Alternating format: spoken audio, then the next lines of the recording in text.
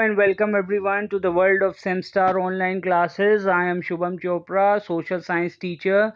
Student, I am again back with the third part of your second chapter of history for class 9, that is socialism in Europe and the Russian Revolution. So student, in the last part we have discussed about that how this ideology of socialism got an important place in Europe. This ideology also prospered throughout Europe. It has also got shape in the form of political parties in different European nations like England, Germany, and France, where this ideology was represented by many strong figures in parliamentary politics. But unfortunately, the socialists, that means the idea of socialism, never got the majority number of seats in the formation of government in any of the European nation. And still the governments, after the abolishment of monarchy, were led by the radicals, the liberals, and the radicals throughout Europe. But unlike other European nations, in one of the least industrialized of European states, this situation was reversed. Now here I am talking about the state of Russia. Now here in Russia, the situation was completely different, completely reversed. That means here the socialists got into the scene, they got the majority, and here the socialists took over the government through the October Revolution of 1917, the fall of monarchy in February 1917, and the events of October are normally called the Russian Revolution. So how the socialists took over the government in Russia, how they abdicated the king, that means the Tsar, then how the events of February and what happened in October were normally known as the Russian Revolution. This is what we are going to study today in this video. How did this come out? What were the social and political conditions in Russia when the revolution occurred? Now we need to first of all understand all this, why all this happened. We need to look few years back before the revolution. So what were the situation in Russia few years back before this Russian Revolution took place? Now in 1914, Tsar Nicholas II ruled Russia and its empire. Beside the territory around Moscow, the Russian Empire included the current-day Finland, Latvia, Lithuania, Estonia, parts of Poland, Ukraine, and Belarus. It stretched to the Pacific and comprised today's Central Asian state as well as Georgia, Armenia, and Azerbaijan. Now let me tell you student, these are now the separate nations in the world, few belonging to Europe, the continent of Europe, and few countries like Georgia, Armenia, and Azerbaijan are the part of the Asian continent. Now, earlier they were the part of the USSR, that is Union of Socialist Sovereign Republic of Russia. So these were the parts of Russia, but now they have been separated from the present day Russian territory. That the majority religion was Russian Orthodox Christianity. Now talking about the ethnic composition of Russia, the majority population was of Orthodox Christians. Then they also have Catholics, Protestants, Muslims, and Buddhists in their composition. So this was the ethnic composition of Russia before the Russian Revolution took place. Now talking about the economy and society of Russia. Now, at the beginning of the 20th century, the vast majority of Russia's people were agriculturists, means they were farmers, and about 85% of the Russian Empire's population earned their living from agriculture. Now, this was a huge percentage, a big percentage of people were involved in agricultural practices, now which was completely different from other European nations where in France and Germany the proportion was between 40% and 50% respectively. So as we can compare this from France and Germany, it was a way more than those newly formed nations. where Russia, the major population was involved in agriculture, because the reason behind this is that the Russia was a part of East Europe, and the East and the Central Europe got industrialized after more than 50 years. When the West Europe already got industrialized, that means which comprised of your England and France. So the Eastern Europe and the Central Europe got industrialized after many years. That means around after 50 or 60 years, the industrialization actually started in the Eastern and the Central Europe in comparison to the Western Europe. So this was the main reason why the huge population was involved in agriculture. So in the empire, cultivators produced for the market as well as for their own needs, and Russia was a major exporter of grain at that time. So industry was found in pockets. Prominent industrial areas were the St. Petersburg and Moscow. Now these were the two industrial centers of Russia. Now craftsmen undertook much of the production, but large factories existed alongside craft workshops. Now interestingly, we need to know this fact that the craft workshop were existing simultaneously with the industrial factories. That means big factories were also getting set up in Russia alongside the craft workshops.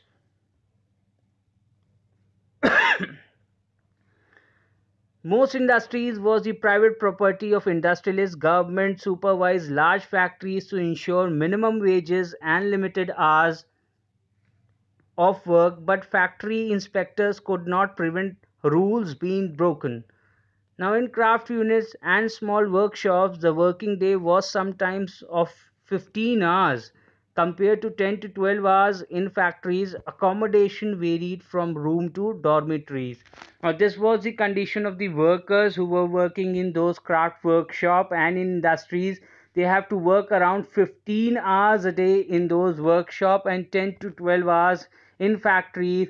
And people, because of the industrialization, they were shifting from villages to cities, and for that purpose there was no proper sanitation and hygiene for themselves, and they were supposed to live in rooms or dormitories. That means dormitory is a place where many beds are kept in just one single hall kind of a room, and where many people existing or living together. Now workers were a divided social group. Some had strong link with the villages from which they came. Others had settled in cities permanently. Workers were divided by skill. A metal worker of St. Petersburg, recalled metal workers, considered themselves aristocrats among the workers. Now there was a divide in the workers as well. Few workers considered themselves as superior to the other working class, and one of the example is that the metal workers of St. Petersburg considered themselves as aristocrats in the working class. That means they are superior than any other workers. Their occupation demanded more training and skill. Women made up 31% of the factory labor force by 1914, but they were paid less than men. Now, women also consist of this working force. Around 31% of them were women, but still they were supposed to be paid less than men, and between half and three quarters of a man's wage. Now, this was they were paid. Divisions among workers showed themselves in dress and manners too.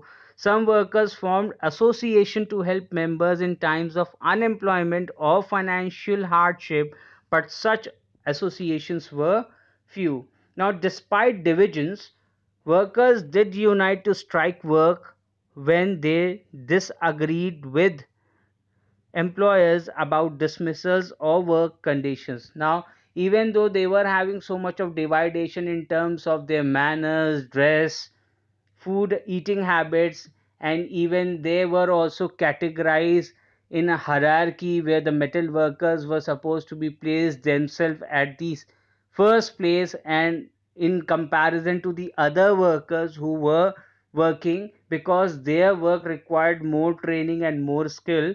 But despite being so many divisions, they were supposed to come together when it was a matter of their interest. That means about the dismissals of the workers from the factories or their work condition. These strikes took place frequently in the textile industry during the 1896 to 1897 and in the metal industry during the year 1902. Now, in the countryside, peasants cultivated most of the land, but the nobility, the crown, and the Orthodox Church owned large properties. Like workers, peasants too were divided. Now, these workers were supposed to work on the land owned by the nobility, just similarly, like in France, what we have studied in the French Revolution. They were also deeply religious, but except in few cases, they had no respect for the nobility. Now, this was very much unlike from France, where the nobles were supposed to be respected and they were respected by their slaves. But nobles got their power and position through services to the Tsar. Now, here the nobles got their position and power and their land holdings just because of their services to the Tsar, not through local popularity. This was unlike France, where during the French Revolution, in Brittany, peasants respected nobles and fought for them. Now, in Russia, peasants wanted the land of the nobles to be given to them. Now, because here in Russia, the nobles were not respected because they were not locally popular among the peasants. Here, the nobles got the land on the king, the Tsar provided them land just because they were providing services to the Tsar. So this was a different situation, unlike in France. In France, the nobles were respected, and even the peasants also fought for them as well. But in Russia, the situation was different. So in Russia, peasants wanted the land of the nobles to be given to them. Frequently, they refused to pay rent and even murdered landlords.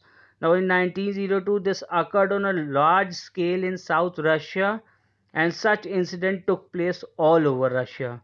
Now, the Russian peasants were different from other European peasants in another way. They pooled their land together periodically, and their commune divided it according to the needs of individual families.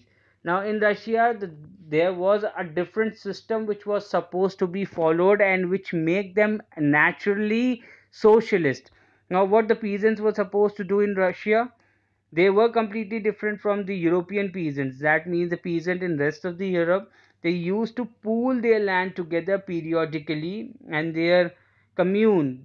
That means they had divided it according to the needs of individual families as per the size of the family or as per the labor force they can provide for that particular piece of land, and the land was supposed to be divided as per the size of the family and as per the labor force. So this made them naturally socialist. Now, talking about the socialism in Russia, that means the rise of socialism in Russia and how socialists, after getting the majority, after getting the support of the people, how they overthrew the monarchy in Russia and how socialism got place in Russia. Now, how they came into scene? All political parties were illegal in Russia before 1914 because till 1914 Russia was under Tsar Nicholas II.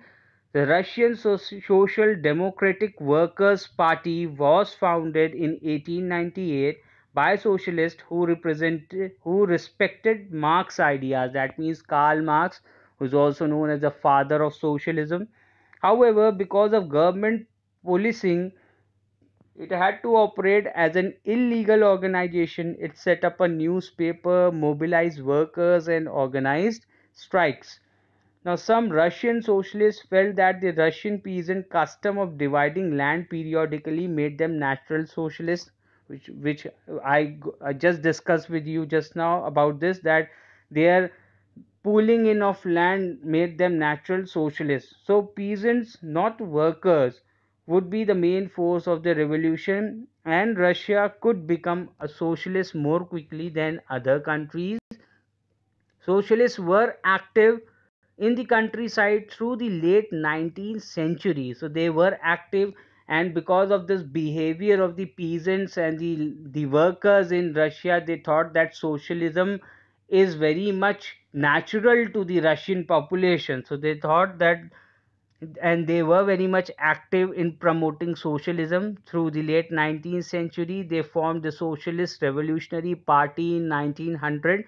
This party struggled for peasants' rights and demanded that land belonging to nobles be transferred to peasants.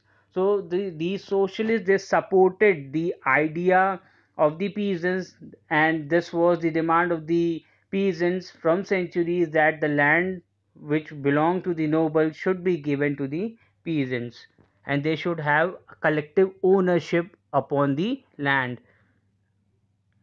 Now, this party struggled for peasants' rights and demanded the land belonging to nobles be transferred to peasants. Now, Social Democrats disagreed with socialist revolutionaries about peasants. Lenin felt that peasants were not one united group. Some were poor and others rich. Some worked as laborer while others were capitalists who employed workers. Given this differentiation within them, they could not all be a part of a socialist movement. Now, there was a one problem, that Vladimir Lenin, one of the most prominent figures of socialism and about the Socialist Party in Russia, now he gave this ideology that, and he felt that the peasants were not one united group. Why? Although they were doing the agricultural work, they are performing together by pooling in their land, but in those peasants, in the category of peasants belong consist of poor as well as rich farmers. That means some farmers who are rich, they are acting as employers, and those who are poor, they are acting as workers, or they are working as laborers. So he thought that some were behaving like capitalists, other were workers, other were laborers. So he sought that this differentiation within them, with this differentiation they could not all be a part of socialist movement. So he had got this thought that everybody has to be treated equal, or has to be brought at the same level. That means there shouldn't be any differentiation between the peasants.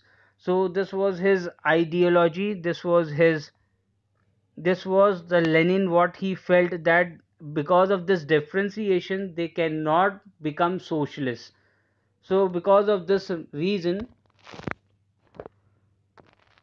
now because of this reason, the party got divided. That means the party was divided over the strategy of organization, and Vladimir Lenin, who led the Bolshevik group, thought that in a repressive society like Tsarist Russia, the party should be disciplined and should control the number and quality of its member. That means Lenin advocated to make only those people the members of this socialist party who believe in socialism deeply. That means not only in believing the socialism, in the socialist ideas, but they are also practicing it. That means they have to bring themselves at to the same level. That means just like Lenin wanted that all the peasants should come at the same level. That means no one should be a rich peasant, no one should act like capitalists and others are acting like laborers working on their piece of land, unless and until they are not adopting this socialism, this socialist ideology, they cannot be the part of this socialist party. But on the other hand, other members, that means the Mensheviks, thought that the party should be open to all, just like in Germany. So the party got divided into two parts, that is the Bolsheviks and the Mensheviks. Now Bolsheviks were led by the Vladimir Lenin. On the other hand, the Mensheviks were led by the Julius Martov. Now, Mensheviks were having a bit liberal thought process. They wanted more and more people to join the party, irrespective of their ideology, irrespective of difference in ideology, because they wanted more and more support for socialism.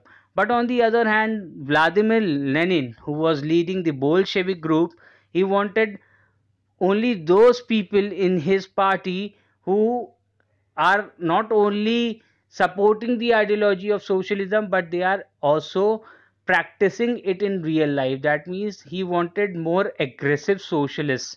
He want people who not only are in support of socialism, but who are also practicing socialism.